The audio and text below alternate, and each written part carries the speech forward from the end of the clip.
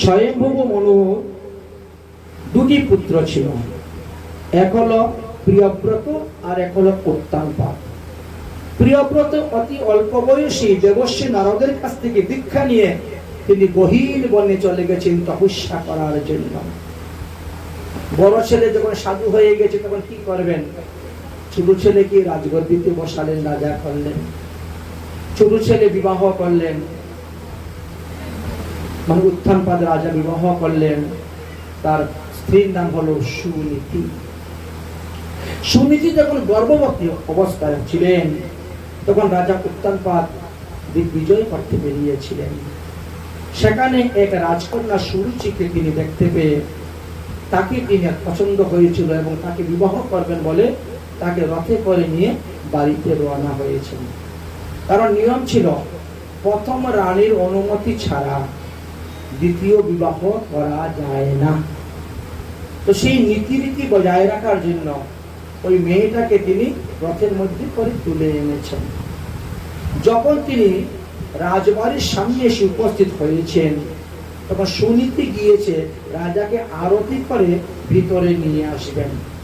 সুরুচি তখন বলছে, ওগো তোমাকে আরতি করতেছে যে এই রমণীটা কে? উত্তানপাদ বললেন, আমার বড় রানী সুনীতি। সুরুচি বলছে, আপনি বিবাহিত? আমি তো জানতাম না। আমি 200 দিনের ঘর করতে চাই না, আমাকে ছেড়ে দাও, আমি আমার পিতৃালয়ে চলে যাব। কিন্তু সুরুচির রূপে যৌবনে তিনি মুগ্ধ হয়ে গেছিলেন। তিনি বলছেন, সুরুচি তুমি আমাকে ছেড়ে যেও না, তুমি যা বলবে আমি তাই করব। তোমরা তাহলে প্রথম হলো আপনার এই স্ত্রীকে ত্যাগ করে দাও, তাহলে তুমি আমাকে বিবাহ করতে পারবে। তিনি তৎক্ষণাৎ ত্যাগ করে দিয়েছেন। খবর দাও, যাও যাও, তোমাকে আরতি করতে হবে না, চলো চলো চলো যাও, আজকে থেকে তুমি আর আমার ঘরে আসবে না, তুমি দাসীর মতো ওইখানে একবার হয়ে থাকবে। রাজজ্ঞা, কিছু বলার নেই, করার নেই। কারণ যে ব্যক্তি রুচিকে ভালোবাসে সে তো নীতিকে ত্যাগ করবে, আর যে নীতিকে ভালোবাসে সে কিন্তু রুচি ত্যাগ করে দিয়েছে। দুটা একসঙ্গে থাকতে পারে না তো। যাই হোক, সুরুচি বড় বুদ্ধিমতী। দেখলো যে প্রথম রানী তো গর্ভবতী, সে যদি সন্তান আগে জন্ম দেয় তাহলে তো ওর ছেলে রাজা হয়ে যাবে। তাই চিন্তা করলেন যে আমার ছেলেকে আমি আগে রাজা বানাবো, আমি আগে সন্তান জন্ম দিব, ওর সন্তান যাতে নষ্ট করা যায় সেই চিন্তা করতে হবে। আর সাধারণত 10 মাসের সন্তান জন্ম দেয়, আমি 8 মাসের সন্তান জন্ম দিয়ে দিব, তাহলে আমার ছেলে আগে ভরে রাজা হয়ে যাবে, আমি হব রাজমাতা। নানা রকমের কুচিন্তা মাথার মধ্যে। দেখতে সুন্দর হলে কি হলো, বাইরে দিয়া, ভিতরে কিন্তু আবর্জনায় ভরা, বুঝেছেন? এবার রাজা তো উপরের চামড়া দেখে সুন্দর দেখে উনি মোহিত হয়ে গেছেন, ওর কথা মতই চলেন, যা বলেন সে তাই করেন। যাই হোক, কিন্তু ভাগ্য এমনই দেখা গেল যে সুনীতির সন্তানে আগে জন্ম নিয়ে নিয়েছে। সুনীতি তখন সন্তানের নাম রাখলেন ধ্রুব। তারপরে সুরুচির সন্তান হয়েছে, তার নাম রেখেছিলেন উত্তম। আচ্ছা, সুরুচির সন্তান সুনীতির সন্তান উভয়ই শশীকলার ন্যায় ধীরে ধীরে বড় হতে শুরু হয়েছে। দেখতে দেখতে 5 বছর বয়স হয়ে গেছে, কিন্তু ধ্রুব এখনো তার পিতার কুলে কোনোদিন বসে নাই। সিংহাসনে বসা তো দূরের কথা, পিতার কুলেও বসে নাই। একদিন সুরুচি, উত্তম আর উত্তানপাদ রাজা 3 জনে মিলে কি করেছে, এক উপবন ভ্রমণ করতে গিয়েছে। ধ্রুব তখন অন্যান্য বালকদের সঙ্গে খেলাধুলা করতেছে। সে তো জানে যে উত্তানপাদ রাজা আমার বাবা। তো যখন দেখছে বাবা বাবা বাবা বাবা বলে দৌড়ে গিয়েছে ধরার জন্য, সুরুচি তখন বাধা দিচ্ছে, এই খবরদার, তুই দাসী পুত্র, তুই বাবার কোলে উঠতে পারবি না, তুই কোনো সিংহাসনে বসতে পারবে না। কেন, আমি কি রাজার পুত্র না? রাজার পুত্র হইলে কি হলো, তোমার জন্মের আগেই তোমার মাকে উনি ত্যাগ করে দিয়েছেন, তো বিনার ত্যক্ত স্ত্রীর গর্ভে তোমার জন্ম, তো এই জন্য তোমার রাজার কোলে বসার কোনো অধিকার নাই, রাজগদ্দিতে বসার অধিকার। দেখো ধ্রুব, যদি তুমি রাজগদ্দিতে বসতে চাও, রাজার কোলে বসতে চাও, তাহলে যাও, বনে গিয়ে তপস্যা করে ভগবানের কাছ থেকে বর নিয়ে এই দেহ পতন হয়ে আমার গর্ভে এসে জন্ম নেও, তাহলে তুমি রাজগদ্দি পাবে, বসতে হবে। অনেক অনেক কটু কথা বলেছিলেন, যে সমস্ত কটু কথা শ্রবণ করে সে কাঁদতে কাঁদতে কাঁদতে কাঁদতে তার মা সুনীতির কাছে এসেছিল। মায়ের কাছে সমস্ত ঘটনা যখন বলল, মা বলছে, বাবারে এটা তোর পূর্বজন্মের কর্মফল। হয়তো পূর্বজন্মে তুমি তোমার সৎ মাকে ওইভাবে কুবাক্য বলেছিলে, গালি দিয়েছিলে, এই জন্মে এসে সে তোমাকে এই দুঃখ দিচ্ছে, কষ্ট দিচ্ছে, গালি দিচ্ছে। তবে তোমার সৎ মা যাই বলুক না কেন, একটা কথা কিন্তু ভালো কথা বলেছে, যে বনে গিয়ে হরি ভজন কর। হে পুত্র, হরি হলেন আসল পিতা, আর উত্তমপদ রাজা হলো তোমার নকল পিতা। একবার যদি আসল পিতার কুলে বসতে পারো, তাহলে তোমার জীবন ধন্য হয়ে যাবে। অতএব যাও পুত্র, তুমি বনে যাও। তবে যাওয়ার আগে তোমার বিমাতাকে একবার প্রণাম করে যাও, আরেকবার। আমার আশীর্বাদ তো তোমার আছে, তুমি আমার পেটের ছেলে, আমার আশীর্বাদ তো আছেই। তবে বিমাতাকে আরেকবার প্রণাম করে যাও, বিমাতার আশীর্বাদে তাড়াতাড়ি লাভ করতে পারে। আবার গিয়েছে ধ্রুব, গিয়ে বিমাতার কাছে, মা আমি বনে যাচ্ছি তপস্যা করতে, আমাকে আশীর্বাদ করো যাতে আমি তাড়াতাড়ি ভগবান পাদপদ্ম লাভ করতে পারি। বিমাতা তখন বলছেন, তথাস্তু, ঠিক আছে বাবা, যাও যাও। মুখে বাইরে দিয়ে দেখাচ্ছেন ভাব ভক্তি, ভিতরে তো ষড়যন্ত্র চলছে। 5 বছরের ছেলে বনে যাবে, বাঘ সিংহ খেয়ে নিবে, আমার ছেলের কাটা দূরে চলে গেল, রাজ্য দ্বিখণ্ডিত করতে হবে না, আমার ছেলে সম্পূর্ণ রাজা রাজ্য পাবে। দেখেন, ভিতরে একরকম আর বাইরে কিন্তু আরেক রকম। যাই হোক, কিন্তু স্বভাবের পরিবর্তন হলো না। হয়তো বলতে পারতো, বাবা তুই যাবি কে ধরে, 5 বছরের ছেলে, যাওয়ার দরকার নেই, থাক, আমি আগের মাথায় বলে দিয়েছিলাম। কিন্তু কিছুই করলেন, রওনা হয়ে গেলেন ধ্রুব, মাকে প্রণাম করে বনের দিকে। এখন স্বর্গলক্ষ্মী, আমাদের গৃহলক্ষ্মী, স্বর্গলক্ষ্মী, ভাগ্যলক্ষ্মী, বৈকুণ্ঠের লক্ষ্মী, স্তর আছে লক্ষ্মী দেবী। স্বর্গলক্ষ্মী যিনি ছিলেন, তিনি তখন দৌড়ে নারায়ণের কাছে গিয়েছেন, প্রভু আমার পুত্র বনে চলে যাচ্ছে, আমার পুত্র বনে চলে যাচ্ছে, তাকে বাঘ ভাল্লুক সিংহ আদি ভূত প্রেত অপদেবতা থেকে রক্ষা করো, সে তোমার ভজন করতে যাচ্ছে, তাকে তুমি কৃপা করো। ভগবান বলছে, কৃপা তো কত সাধুরারে, ভগবান কখনো কাউকে দীক্ষা দেন না, ভগবান সাধুদেরকে পাঠান দীক্ষা দেওয়ার জন্য। মহাপ্রভু কাউকে দীক্ষা দিয়ে গেছে, এরকম প্রমাণ দেখাতে পারবে না, বুঝেছেন? ভগবান আসেন, রামচন্দ্র, কৃষ্ণচন্দ্র, তখন কি করলেন, দেবশ্রী নারদকে পাঠাইলেন, যাও নারদ, তুমি গিয়ে তাকে দীক্ষা দাও, কারণ অধিকৃত অবস্থায় তো আমার ভজন করলে আমাকে পাবে না। তাই ভগবানই কৃপা করে দেখেন, পাঠিয়ে দিলেন সদ্গুরুদেব। নারদ মুনি জঙ্গল থেকে বেরিয়ে আসতেছেন, আর ধ্রুব জঙ্গলে প্রবেশ করতেছে। নারদ মুনি জিজ্ঞাসা করে, হে বালক, তুমি এই গভীর বনে কোথায় যাচ্ছ? বলছে, তপস্যা করতে যাচ্ছ। তোমার কি এখন তপস্যার বয়স? 5 বছরের বালক, তুমি তপস্যা করতে যাচ্ছ? এখন তো তোমার খেলাধুলার সময়। বলছেন, আমার বিমাতার বাক্যবাণে আমার মনটা খুবই ব্যথিত, আমার এখন কোনো কথা ধরছে না, আমি এখন তপস্যাই করব। আমার মা বলেছে, হরি আমার আসল বাবা, হরি আমার আসল পিতা, জগৎ পিতা, অতএব তার কোলে আমি বসবো, আমার এই তপস্যা। বললেন, দেখো তুমি তো রাজকুমার,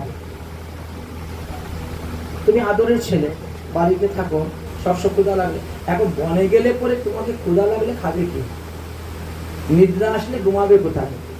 আর এই বাঘ সিংহ এর হাত থেকে তোমাকে কে বা রক্ষা করবে? তিনি বললেন, ভগবান আমাকে রক্ষা করবেন, ভগবান বিষ্ণু আমাকে রক্ষা করবেন। কেন, বনে কি গাছে কি ফল ধরে না? তাকে ফল খেয়ে বেঁচে থাকবো। পর্বতের কি গুফা নাই? পর্বতের গুফার ভিতরে ঢুকে ঘুমাবো। এখন কথা হলো, নারদ মুনি এত পেশাকশি করে এত প্রশ্ন করছেন কেন?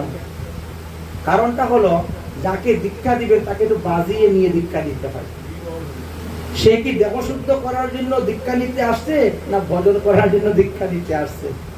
এটা কিন্তু হরিভক্তি বিলাসে পরিষ্কার লেখা আছে। সম্প্রদায় বৃদ্ধির জন্য যাকে তাকে মন্ত্র দিতে যাবেন না, তাহলে কিন্তু বিপদে পড়ে যাবেন। কারণ শিষ্যের পাপ গুরুকে বহন করতে হয়। এই জন্য অনেক নিষেধ আছে, নিষেধাজ্ঞা। তাই যাকে দীক্ষা দেওয়া হয় তাকে একটু বাজিয়ে নিতে হয়, এই জন্য তিনি বাজালেন। এইবারে বললেন যে বাবা, তুমি তো হরিভজন করতে যাচ্ছ, কিন্তু তোমার কি দীক্ষা হয়েছে? বলে না, আমার তো দীক্ষা হয় নাই। বলে অদীক্ষিত অবস্থায় তো জপ তপ করলে লাভ হবে না। জপ তপ তন্ত্র মন্ত্র দীক্ষাই মূল হয়, দীক্ষা ভিন্ন সর্বকার্য হইবে হয়। ও, তো তোমাকে দীক্ষা নিতে হবে, গুরুকরণ করতে হবে। ধ্রুব বলছে, তাহলে সাধু বাবা আপনি দীক্ষা দিয়ে দেন আমাকে, আপনি আমাকে দীক্ষা দিয়ে দেন। বলে তাহলে বসে। বসার পরে তিনি দ্বাদশোত্তর মন্ত্রে দীক্ষা দিলেন। ওম নমো ভগবতে বাসুদেবায়, এই মন্ত্রে দীক্ষা দিলেন। তারপরে তাকে মানসিক ভাবে কিভাবে ভগবানের সেবা পূজা করতে হয় সেটা শিক্ষা দিলেন। কারণ ওখানে তো আচমন পাত্র পাবে না, ঘন্টাও পাবে না, শঙ্খ পাবে না, পঞ্চপ্রদীপও পাবে না, তো কি দিয়ে করবে পূজা? মনে মনে মানসিক চিন্তন তাকে শিক্ষা দিলেন, মানসিক চিন্তন শিক্ষা দিলেন। আচ্ছা, এই যে আমরা একটা দীক্ষা মন্ত্র উচ্চারণ করলাম, এইভাবে অনেক দীক্ষা মন্ত্র আছে। দীক্ষা মন্ত্র উচ্চারণ করলে কেউ শুনলেই দীক্ষা হয় না। দীক্ষার পদ্ধতি আছে। দীক্ষার পদ্ধতি কি? পঞ্চ সংস্কারে দীক্ষা হয়। তাপ সংস্কার, নাম সংস্কার, জাগ সংস্কার, মন্ত্র সংস্কার, পুণ্ড সংস্কার। এই সংস্কার না করিয়া অনেকেই আছে মাইকের মধ্যে বলে দেয়, একসঙ্গে 10,000 স্কুলের মাঠে বসে গেল, যাও সবার দীক্ষা হয়ে গেছে। বাস্তবে কিন্তু এরকম নয়, বুঝেছেন? দীক্ষার কতগুলা পদ্ধতি আছে, নিয়ম আছে। দীক্ষা মন্ত্রের আগে ক্লিন থাকতে হবে অথবা ওম থাকতে হবে। দীক্ষা মন্ত্রের শেষে সোয়া থাকতে হবে। দীক্ষার মধ্যে চতুর্থান্ত পদ থাকতে হবে। দীক্ষার মধ্যে সরলিশ্ব থাকতে হবে। আর দীক্ষা কিন্তু ডাইন কানেই হয়। আমাদের দুই কানেই খোলা, তো দুই কানেই শুনেছি আমরা, এই জন্য এটা হয় না দীক্ষা মন্ত্র। যাই হোক, দীক্ষা গ্রহণ করার পরে জিজ্ঞাসা করে, গুরুদেব আমি কোথায় বসে ভজন করব? তখন বললেন, রম্যং মধুবনং নামং বিষ্ণু নামং উত্তমম। তুমি যদি ভজন করতে হয় তাহলে মধুবন অর্থাৎ বৃন্দাবনে চলে যাও। বৃন্দাবনের মধ্যে 12টি বন আছে, 32টি উপবন আছে, আর 24টি কানন আছে। তার মধ্যে 1 নম্বর বন হলো মধুবন। ওই মধুবনে গেলে পরেই তোমার সমস্ত মনোবাসনা পূর্ণ হবে, অতি অল্প দিবসে তুমি সিদ্ধি লাভ করতে পারবে। তুমি এই বনে বসে 10,000 বছর তপস্যা করলে যেই ফল পাবে, বৃন্দাবনে 1 রাত্রি বাস করে ভজন করে সেই ফল পাবে। তাহলে তোমাকে বৃন্দাবনে যেতে হবে। আর বৃন্দাবনে ভগবানের নিজের ঘর, ভগবানকে তো দিবেন রাধা রানী। বৃন্দাবনে গিয়ে যদি কেউ রাধা রানী চরণাশ্রয় করে নেয়, তমনি পেয়ে যাবে। রাধা রানীর কৃপা হলেই কৃষ্ণকে খুব তাড়াতাড়ি পাওয়া যায়, তাই না? এই জন্য মহাজনগণ বলেন, अब कृपा करेंगे राधा रानी श्री वृंदावन जाओ। कृपा करेंगे राधा रानी श्री वृंदावन जाओ। और कृपा करेंगे राधा रानी श्री वृंदावन जाओ। कृपा गाने समय वीडियो करबे भूले जाओ केन? राधे राधे राधे राधे राधे राधे गाओ। राधे राधे राधे राधे राधे राधे गाओ। राधे राधे राधे राधे राधे राधे गाओ। राधे राधे राधे राधे राधे राधे गाओ। कृपा करेंगे राधा रानी श्री वृंदावन जाओ। कृपा करेंगे राधा रानी श्री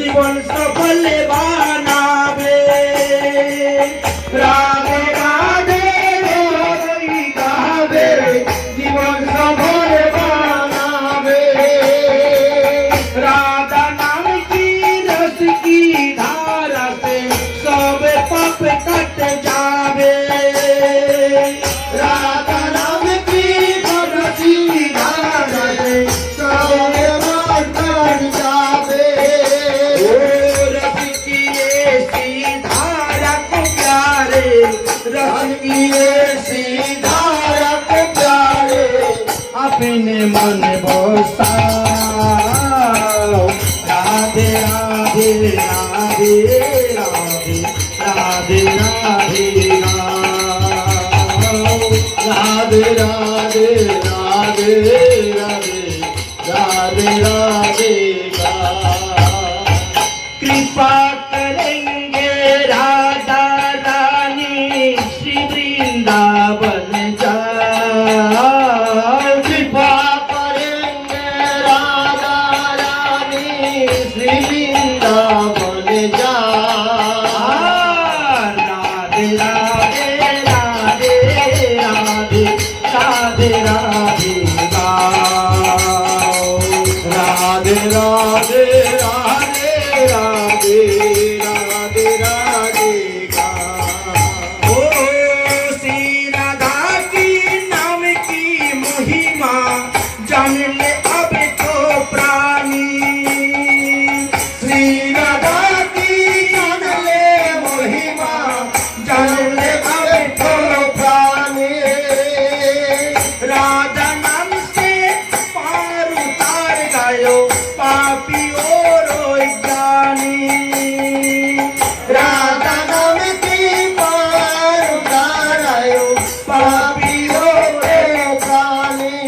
ये झूम झूम के राधा नाम को, झूम झूम के राधा नाम को, झूम झूम के राधा नाम को, झूम झूम के राधा नाम को मस्ती में तुम गाओ। राधे राधे राधे राधे राधे गाओ। राधे राधे राधे राधे राधे राधे गाओ। कृपा करेंगे राधा रानी की वृंदावन जाओ।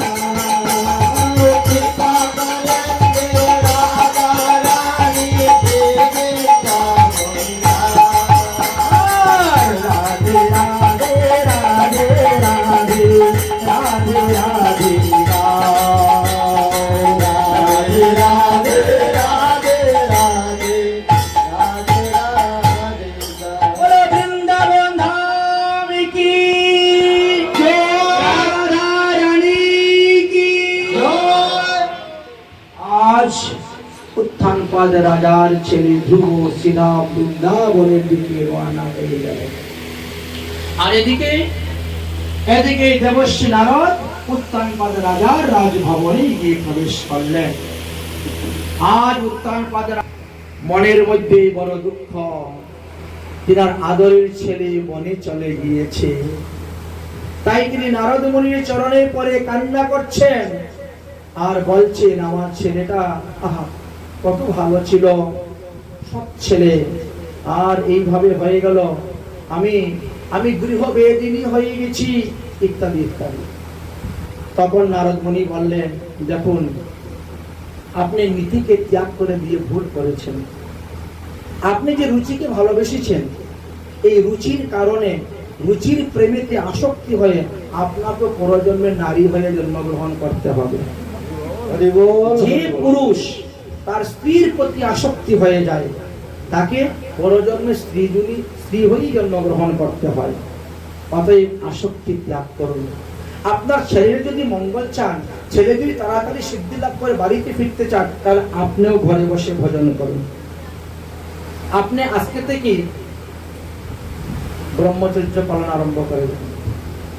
যতদিন পর্যন্ত ছেলে তপস্যা করে বাড়িতে ফিরে না আসে, ততদিন আপনি ভূমিতে শয়ন করবেন, ব্রহ্মচর্য পালন করবেন, চুল দাড়ি নখ মুছ কিচ্ছু কাটবেন না, ইত্যাদি ইত্যাদি সব নিয়ম দিয়েছেন।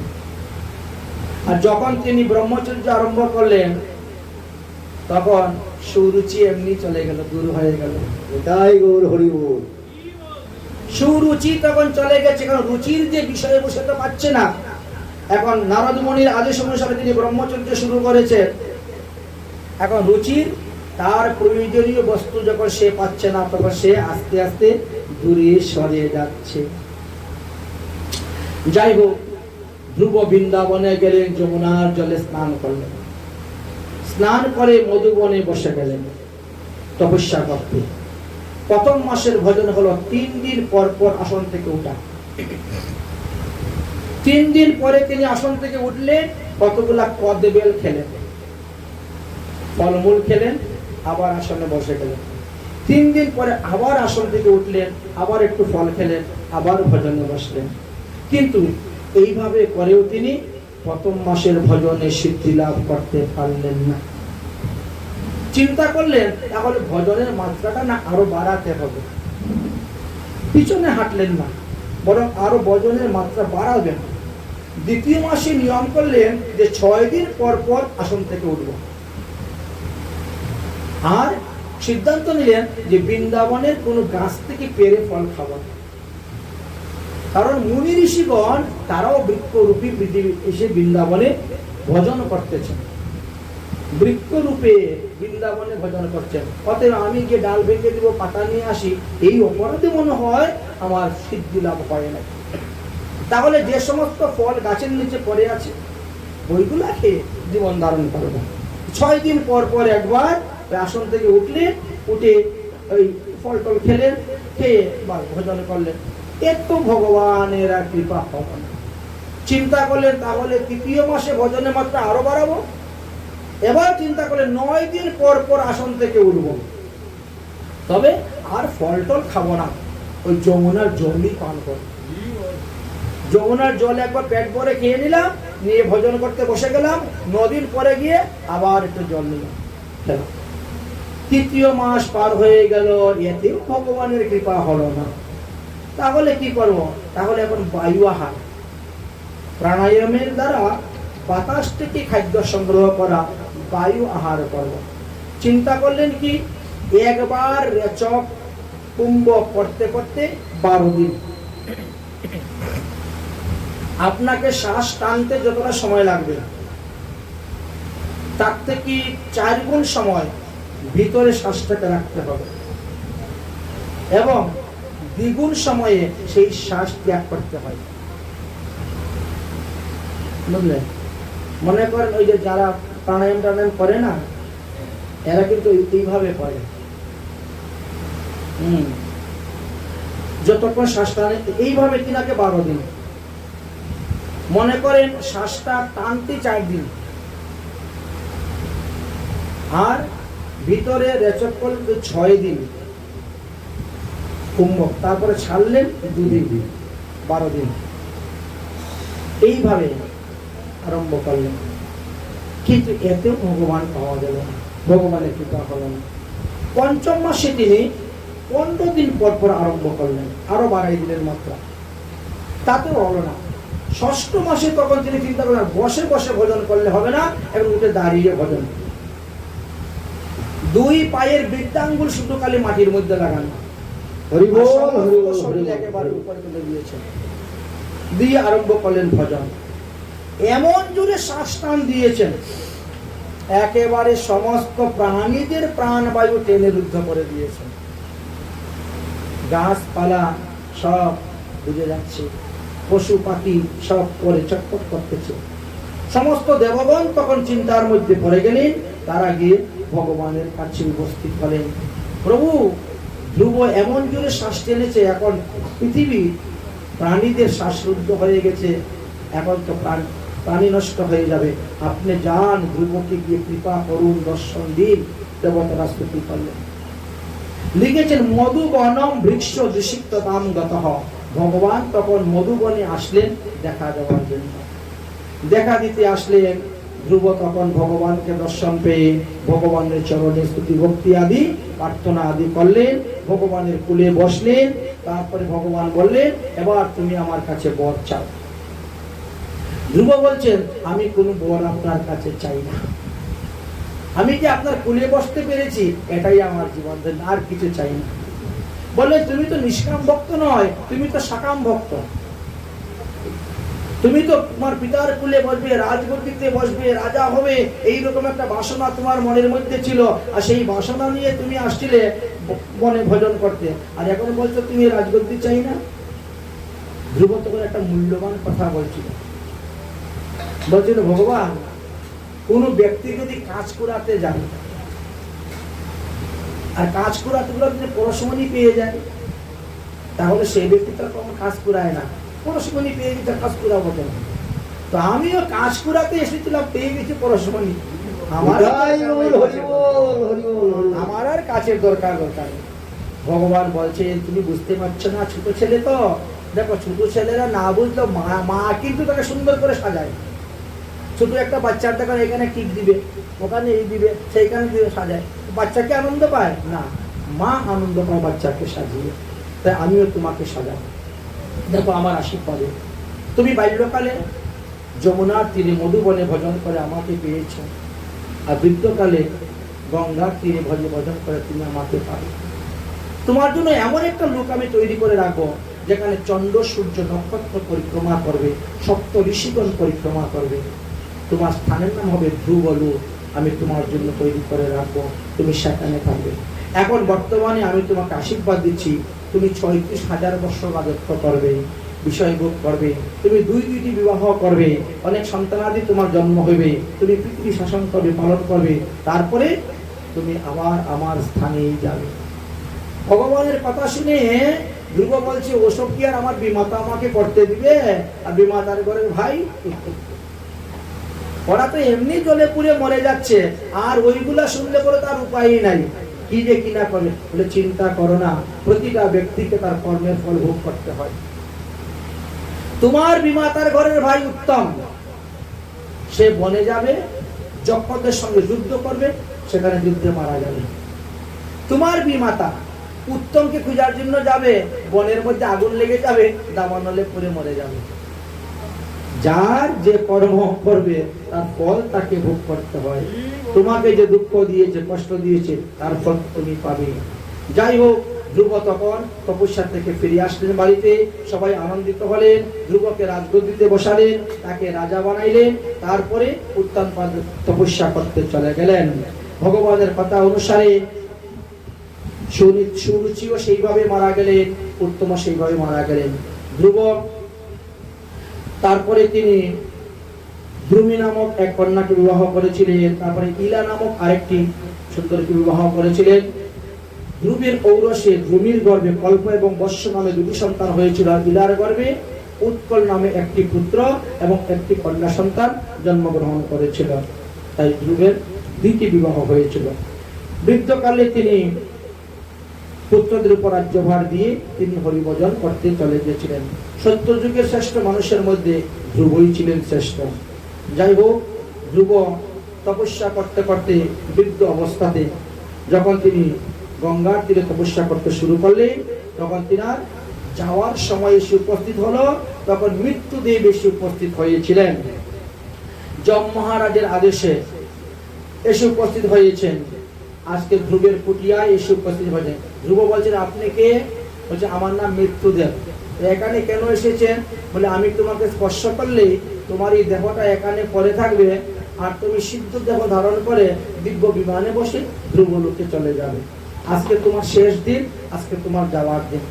আর তুমি তো ভজন করতে করতে সিদ্ধ হয়ে গেছো, আর তোমার অনুমতি ছাড়া তো তোমাকে ধরতে পারি না, বুঝেছেন? এমন স্তরে গিয়ে পৌঁছে গেছি। তো বলছেন তাহলে আমি যখন জানতেই পারলাম যে আজকে আমার শেষ দিন, তাহলে ভালোভাবে সাধন ভজন করে নেই, তুমি একটু বসো, তুমি একটু বসো। দেখেন মৃত্যুদেবকে বসিয়ে রেখে দিয়ে তিনি তিনার মতো সাধন ভজন করতে শুরু করবেন। শেষ দিন একটু ভালোভাবে ভগবানের রান্না বান্না করে ভোগ টুক দেই, একটু সুন্দর করে ভগবানকে সাজাই শৃঙ্গার করি, ফুল তুলসী দেই, আরম্ভ হয়েছে। দেখতে দেখতে দেখতে দেখতে সন্ধ্যা সময় হয়ে যাচ্ছে, বিমান এসে দাঁড়িয়ে আছে। ধ্রুবের আর কাজই শেষ হচ্ছে না, ঠাকুর সেবার কাজই শেষ হচ্ছে না। বিমান থেকে বিষ্ণু লোক ডাকতেছেন আসার জন্য। ধ্রুব তখন কি করবেন? যাওয়ার জন্য প্রস্তুত। তখন মৃত্যুদেব এসে সামনে দাঁড়িয়েছেন। মৃত্যুর মাথার মধ্যে পা দিয়ে তিনি উঠে গেলেন বিমানে। মৃত্যুদেব তিনাকে রক্ষা করতে পারলেন না বলে এবার তিনি গিয়ে উপস্থিত হয়েছেন যম মহারাজের কাছে। যম গিয়ে উপস্থিত হয়ে বলছেন, ধ্রুব এটা ঠিক নয়, এটা ঠিক নয়, তুমি ওভাবে যেও না, এটা একটা নিয়ম আছে, এই পঞ্চবতী দেহ ত্যাগ করে যেতে হয়। কিন্তু তিনি সেখানে ত্যাগ করলেন না।